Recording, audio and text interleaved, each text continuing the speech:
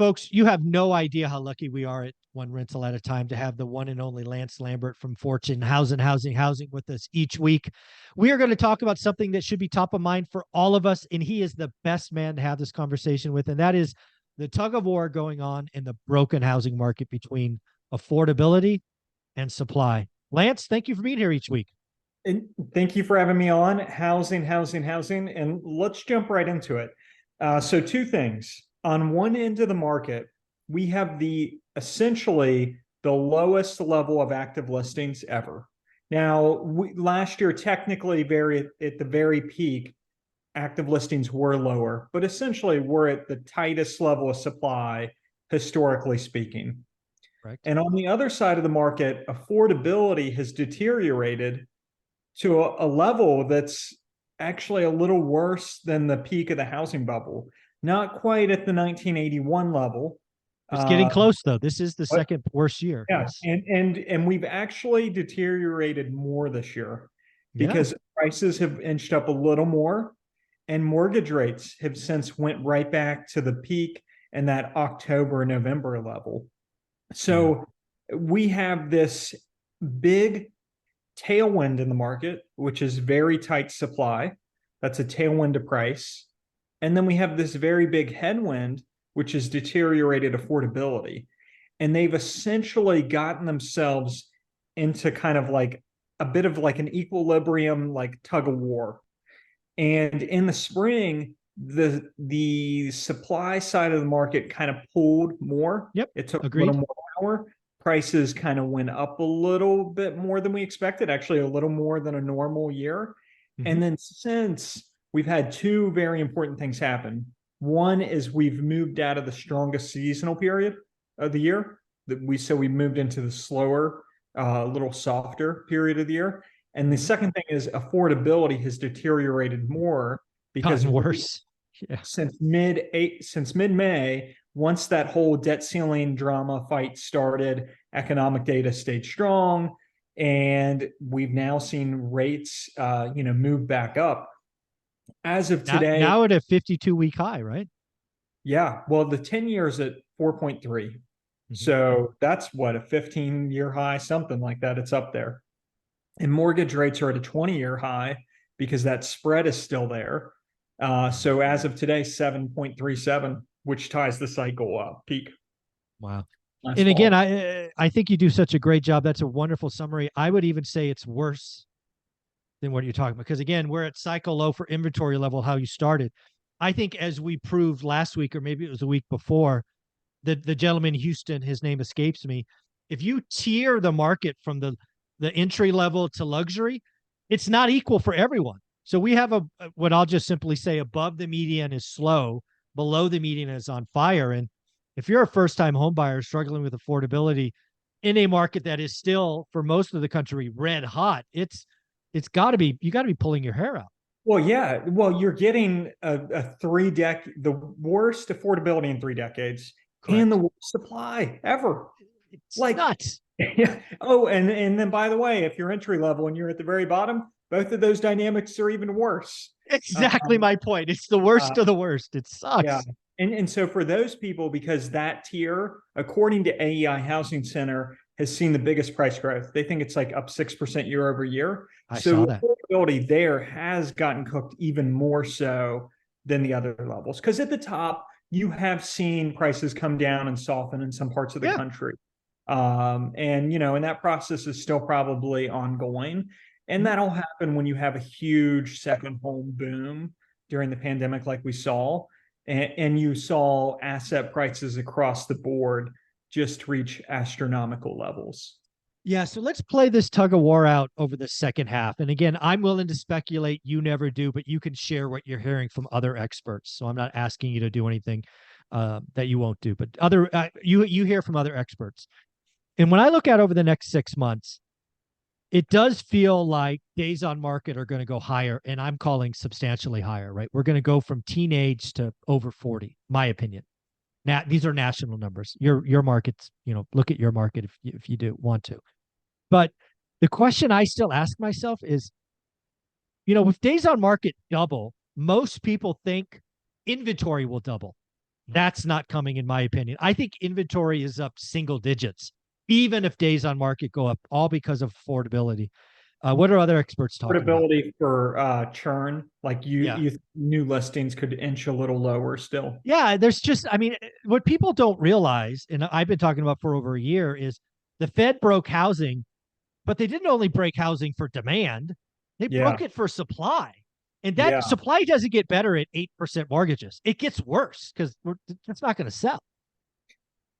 Yeah, I mean, that's the thing. Yeah. So the market needs days on market to move up as much as possible to get some active listing breathing room so that because next year it's the same thing. If Exactly.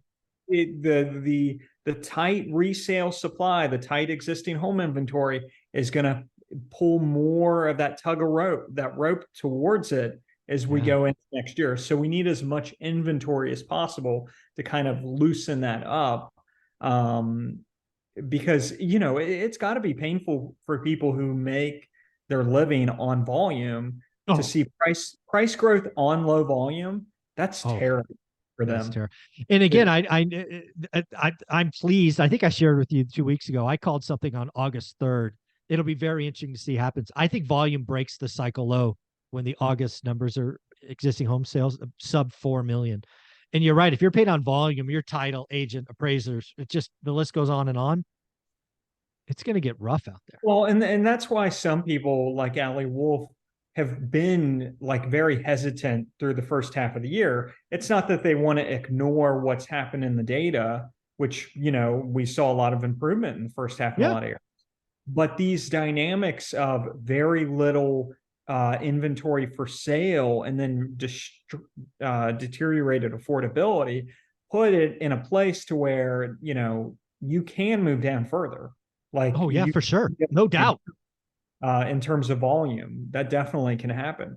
And Yeah. on the builder side, they are buffered because they still have above pre-pandemic level margins. So Yeah. if And getting better and yeah, getting better because if they, yeah, if commodities they are do coming in. take a hit here, they can reduce margins, affordability improvements, bigger, more buy down, Yeah. and you One of the probably things, yeah, one of the things that I hope comes out of this, Lance, is these public builders, I hope right now, and hopefully over the last 60 days, they've had their, closed door meetings and they're like, you know what? We're going to build smaller homes. We're going to yeah. build a lot of them, but we're going to build smaller homes because they could enter the breach. This is like the perfect setup for them. Stop building the McMansions, go Hmm. build some entry level homes. And with their ability to play with margin or play with interest rates, where can you get a sub 5% mortgage today? A builder. That's what I did. 499. Thank you very much. Yeah, they just have like so much in their toolkit, and that's the power of margins. If you have the profit margins to play with, and that's why even in outside of housing, it's tough to take on a competitor who is very profitable because Yeah. that's what they do. When they get competition, they can, Squeeze. yes, they can invest. Yeah, exactly. Yeah. Yeah. So I am curious of all the experts you talk to, other than builders, because I think builders could naturally add some supply. It won't be enough, but it'll be some. A lot of people are still saying housing crash. A lot of them are still saying foreclosures and REOs. Is that the only answer for supply? Is we have to manufacture foreclosures, or do we just grind sideways, or where's supply come from? Well, you're not seeing many forecasts on supply. It's actually the biggest shame in all of housing forecasting is you'll get all these forecasts, but nobody except one I've seen this year, and I made a big deal about it because when they did it, I thought it was awesome. But you just don't see many companies predicting where existing inventory is going to go, and it's like, guys, this is the most critical The thing. thing. Can we get some active listing forecast? Yeah, Uh, no kidding. and because and you're not seeing much progress there this year. You've actually seen it kind of in a trajectory where it's like, where are we going? Yeah. So so, when you so look at active listings, I'm curious what number, because I see two numbers reported. One is roughly 450 or 440,000. The other's 1-1. One I think is total listings. One is single family. Which number do you look at, or I look at something the else? Realtor.com one, which is around 600,000. It's condos Okay. and families. Oh, condos and okay. So Yeah. it's around 600 and some 630,000 ish, I think. Okay. And at this time, 2019, it was like 1.2, 1.1 million. Oh, So the thing is for me with inventory is I care less about like the source, and it's more like an apples to apples comparison over yes, time. exactly. That's what So I want. yeah, just compare now to the same month in 2019, and keep doing that next year too. Is that month, then take the month in 2019 and see what the change is, and do it for Yeah. your market. Yes, please. Yeah. Yeah. Yeah. Don't look at 2020, 21. Those are aberrations. Those won't be healthy. Look at 2019 month on month. So, And but yeah, actives, actives. actives, absolutely active. So I don't know. I think I think you call it a tug of war. I can't think of a better analogy. I think that is what we have. But unfortunately, I think it's a tug of war that goes on for years. I know everybody wants a sudden cataclysmic thing. I think it's unfortunately a grind sideways, all the way out to 2025, 2026. I don't know how the tug of war, I don't know how it changes. I Yeah. just don't. And I don't want to make predictions, but I will Nope. say I think that as we go through this, and I love to follow month over month data from resale indices like Yep. Case-Shiller, Freddie Mac. That's what I love to follow because I think they do a good job, and it's better than the median in my opinion, which gets moved by Mhm. shifts. But it's possible that in this tug of war environment, you could get head faked in ways Oh, yeah. where we could get month over month declines return later this year, possibly. You And in could. some markets, it's happened already with Austin and Boise. Although of the 100 largest markets, only three were down month over month for June. Now, June is usually a big month, but it's kind of the August, September you want to look out for. But it's possible that you could get declines and then still next spring be warmer than normal. Yeah. So it'd be How interesting. much But of this is interest rates related? I think you do a great job. I think they're daily. It seems to be daily. You're putting out the latest mortgage business daily, plus the spread, which I think is super helpful.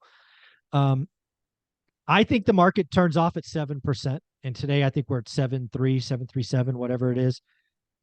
I think we've taught the market that 7 is bad, 6 is good, right? The marginal buyer steps away at 7, they step back into the breach at 6. Are you seeing data like that or not really? we have seen mortgage apps fall for 4 straight weeks. Now, Mm-hmm. this one was very small, but it's the time of year now that we've seen that, and we just saw the builder confidence move down for a month. It's like, Yeah. okay, now that we've kind of had rates high for a while, we've been high since mid-May, and we moved into the seasonal period, and now we're like over 7 and starting to push. Mm. And it's pretty much most people, even with good credit now, are getting the 7 handles. Yeah. I do think that there's something about that 7 number. But the interesting thing is that the majority of the price declines that happened last year happened when mortgage rates were like under 6, a lot of them out west, and six No, five. yeah. And so it's like the longer that you stay higher, the more psychologically people adjust. Because They move. Yeah. They yeah, move. it's that shock last year that we had of going from 3 and then super speed up to 7 that really threw the market. And so the longer that we stay at a 7 handle, the more interesting things could get when we go under 6.5. Because we've already been in a place where things get interesting under 6. Yeah. 599. I remember. Yep. And some people thought it would need to be under 5 for things to get interesting. And then No. it was kind of No, like no. maybe 5.5. And then you were the one who correctly was like under 6. Just Watch. anything under 6. Anything under 6. Yep. Now, for you, do you think that starts to move north if we stay here too Oh, long? I think it's 6.5? exact. No, I think it's 699. I really do. I think the market has been taught 6 is good, 7 is bad. I think Yeah. the average consumer is not in the weeds like you and I are. They're very simple. They are happy to say I got 699, and they're very mad to say I got 7.0. It is that fine of a line. And that's what happened last time. So Yeah. I don't see any reason why it would change. 7 bad, 6 good. It's that simple. It'll be interesting to see, and it'll be interesting to see how long we stay at this point. The longer we're over 7, the more 699 feels good. Like if we're over 7 all of August, people are going to be jumping for joy at 699. Yeah. The marginal buyer will just go, whoa. Isn't it interesting how both the times that we've kind of moved up to this place have been at this period of the year? Yeah. Last year. Yeah. In the seasonally softer window. Yeah. And the market then got really fortunate to get the lowest reading during the hottest period, those 599s. Yeah, I remember. Man, it is crazy. Housing. I think Lance has coined the tug of war. I'm going to steal it. I've now given him a credit. So now I'm going to steal it, plagiarize going forward. Lance, where can people find your articles and follow you on Twitter like I do? People can find me at News Lambert on Twitter, or Google Lance Lambert Fortune and find my articles in Google. Yes, and you have an amazing team. I'm reading more and more of their stuff. Yeah, Elena and they're cranking them out. Yep. Yeah, and not just housing, also commercial real estate. For sure, all of real estate. I love it. Your team's rock stars. Thanks, Lance.